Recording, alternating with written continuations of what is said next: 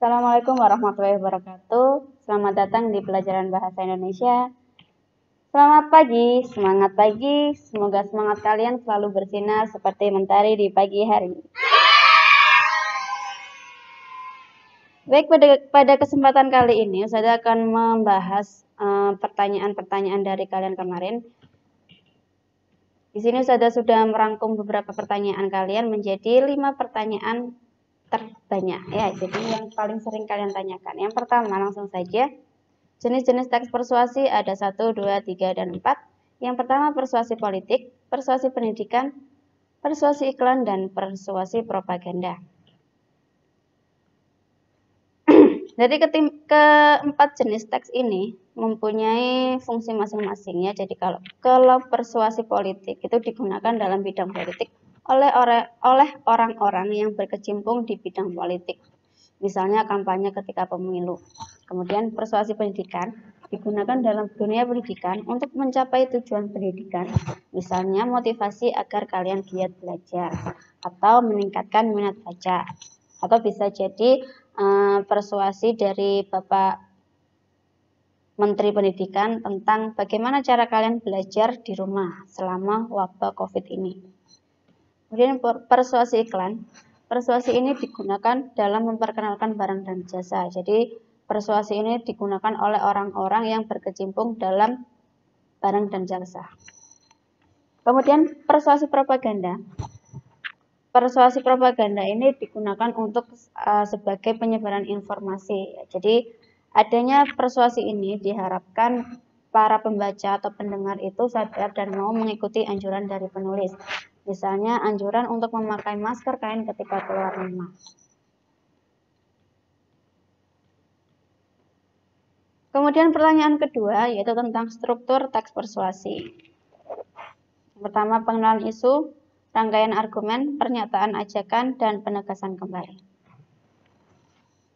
Baik, jadi kalau ada teks berisi pengantar atau penyampaian tentang masalah atau isu yang masih umum, itu disebut pengenalan isu. Jadi biasanya dalam paragraf ini ditandai dengan kata definisi. Apa itu? Jadi ada kata merupakan, adalah. Kemudian jika ada di dalam paragraf tersebut sudah ada fakta-fakta ya untuk memperkuat argumen, itu berarti dinamakan rangkaian argumen.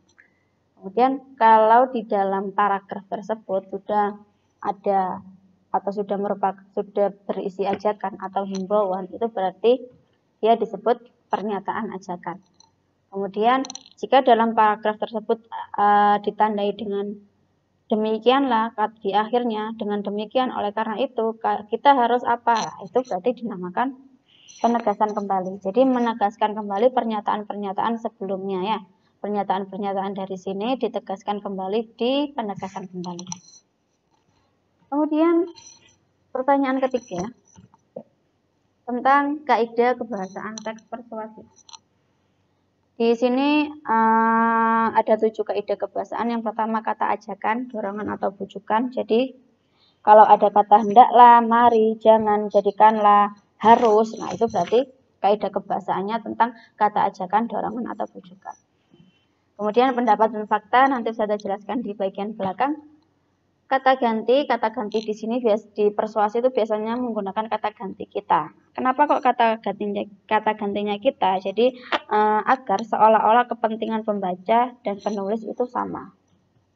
Kemudian kata penghubung atau konjungsi. Kata penghubung atau konjungsi yang sering digunakan di teks persuasi itu biasanya menggunakan kata penghubung argumentatif ya. Seperti jika, sebab, karena, dengan demikian, oleh karena itu. Kemudian ada kata teknis lah. Kata teknis ini kata yang berhubungan dengan istilah ya. Jadi kata teknis itu ya istilah. Nah, istilah itu yang digunakan adalah istilah yang berkenaan dengan topik yang dibahas ya. Jadi kata-kata yang digunakan juga harus relevan. Harus ada keterkaitannya. Misalnya ketika mau membahas tentang teknologi, kata-kata yang digunakan yaitu ada internet, gawai, ponsel. Nah, atau ketika kalian mau membuat tulisan tentang pandemi COVID. Nah, jadi yang kata teknis atau istilah yang digunakan, yang sering digunakan yaitu ada istilah suspek, ODP, ODR, PDP, pandemi, zona merah, seperti itu. Kemudian kata kerja mental.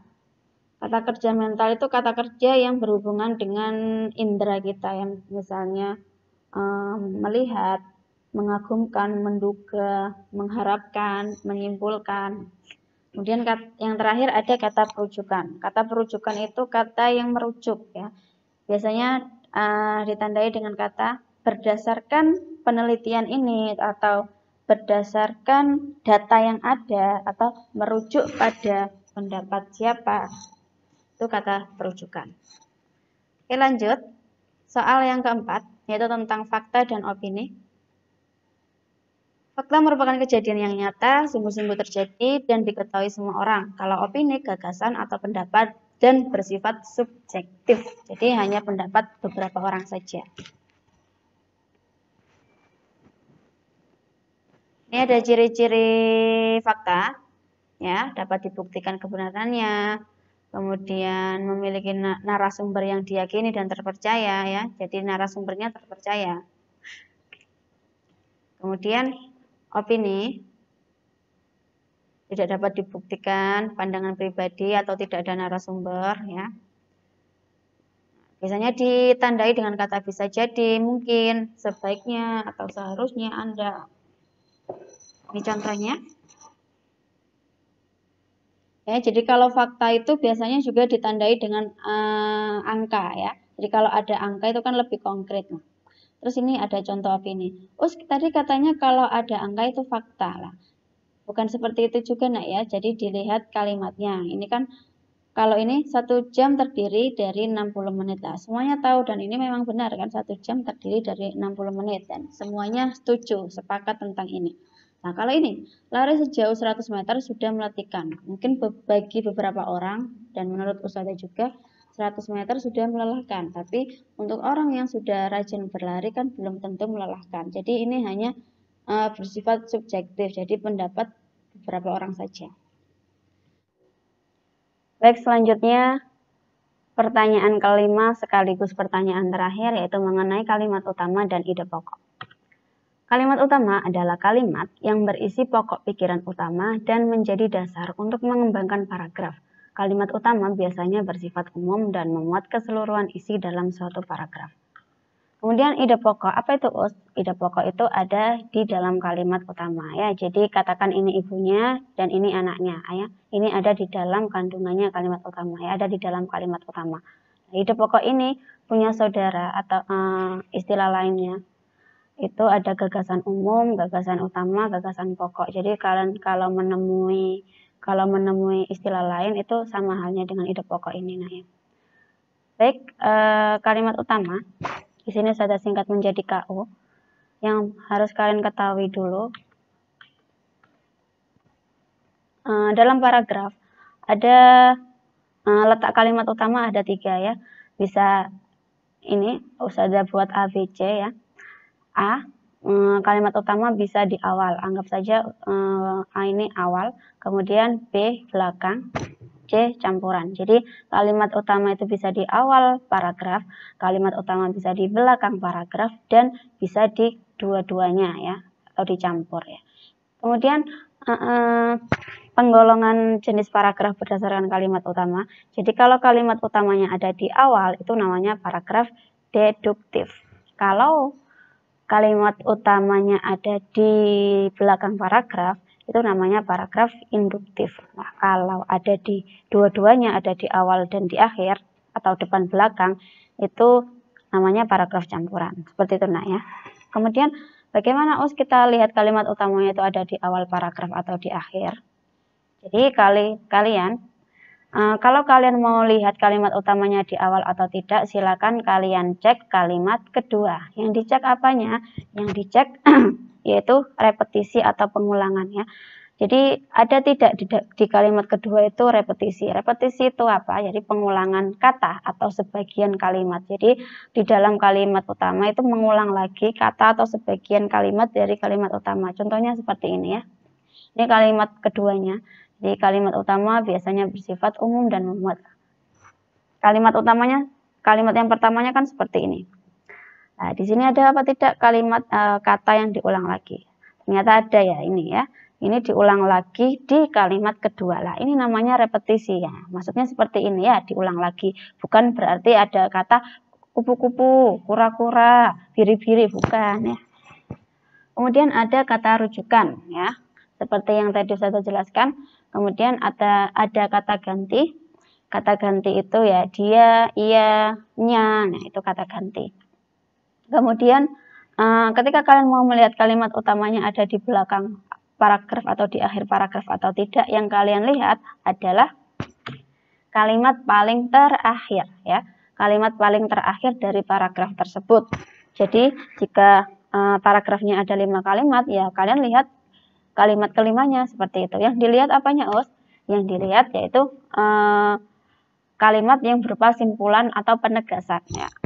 Simpulan di sini biasanya ditandai dengan kata oki. Oki itu apa? Oleh karena itu, oleh sebab itu, dan dengan demikian. Ataupun ditandai dengan penegasan, kalimat penegasan yang ada kata jadi, bahkan. Nah, itu namanya penegasan. Jadi kalau kalimat terakhirnya ada oleh karena itu, oleh sebab itu, dengan demikian, atau jadilah, itu berarti dia kalimat utama. Otomatis kalimat kalau paragraf campuran berarti ada kalimat utamanya di awal dan di akhir seperti itu ya. Kita lanjut ke latihan soal. Sini ada sebuah teks, kutipan teks rumput laut merupakan salah satu sumber daya hayati yang terdapat di wilayah pesisir dan laut. Rumput laut termasuk anggota dari kelompok vegetasi yang dikenal sebagai alga atau ganggang. Sumber daya hayati ini biasanya dapat ditemui di perairan yang berasosiasi dengan ekosistem terumbu karang. Rumput laut dapat hidup di atas substrat pasir dan karang mati. Kemudian pertanyaannya, ide pokok kutipan teks tersebut adalah A. Rumput laut dikenal sebagai alga atau ganggang. B. Rumput laut hidup di atas substrat pasir dan karang mati. C. Sumber daya hayati di perairan yang berekosistem terumbu karang. D. Rumput laut sebagai sumber daya hayati di pesisir dan laut. Ya, saya beri waktu sebentar untuk berpikir kira-kira jawabannya yang mana. Ya, kita bahas tadi. Jadi kita lihat yang perlu kalian lihat adalah kalimat kedua dan ini saja ya, kalimat kedua dan kalimat terakhir ya. Agar lebih cepat lagi, langsung saja kalian lihat kalimat paling terakhir. Ada tidak di sini kalimat yang merupakan simpulan atau penegasan? Tadi ditandai apa, Nak? Ditandai dengan kata oleh karena itu, oleh sebab itu, dengan demikian, jadi. Lah, di sini ada apa tidak? Tidak ada ya. Oke, sekarang kita lihat kalimat yang kedua. Kalimat yang kedua kita lihat ada repetisi, ada kata ganti dan kata rujukan. Di sini ada tidak kata repetisi atau pengulangan? Oh maaf, ada repetisi. Ada ya. Nah ini jadi ada rumput laut, kemudian di sini diulang lagi rumput laut seperti itu. Jadi jawaban soal ini apa, Nak? Jawaban dari soal ini adalah ya yang D ya, yang D ya. Baik, sekian dari saya. Mudah-mudahan ilmunya bermanfaat dan sampai jumpa kembali di sekolah kita tercinta. Terima kasih. Wassalamualaikum warahmatullahi wabarakatuh.